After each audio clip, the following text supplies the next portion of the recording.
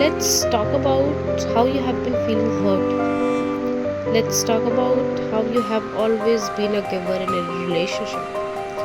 Let's talk about how you always try to mend the ways but things couldn't work. I understand. I understand how much pain we go through when we give more than we expected to give. I understand how we feel when we are trying to make things work but someone isn't. I really understand how you feel when you want to speak up but there is no one around you. But my dear friend, this is the harsh reality. You need to have that emotions to be independent for yourself. You cannot be solely relying on anyone for yourself to just get your emotions vented. I have seen many cases where you give more than you could, where the other person saw your love as your weakness, where your help was misused, where your emotions were triggered for no reasons, that too with a justification that that person being kind to you. I understand that sometimes people make you cry and making you feel guilty for the same, that you cry for no reasons. I have seen people trying to help someone out. I have seen people trying to be extremely flexible to save some relationships. I have seen people trying to be extremely kind and nice as they could be. But at the same time, I have seen people not reciprocating. I have seen people misusing the kindness of any other person to serve their own needs. I have seen person triggering the emotions of someone just to serve their own purpose, to get their own time passed. I have seen people just to recall some of the friends to get help and not be present there for their need. I have seen people who inflict pain to you and at the same time blame you for not understanding them. Let's talk about them. Let's talk about every worries that you go through. Let's talk about every trauma that you have fought alone.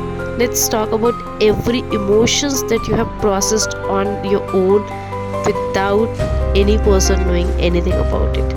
Let's talk about all the wars, the inner battles that you have fought with yourself. Let's talk about all the sacrifices you have made just to see a single smile in the face of other person. Let's talk about all the emotions that you tried to get on someone's face, masking your own pain and suffering. Let's talk about the bold decisions that you have taken in order to make other feel happy at the same time protecting yourself.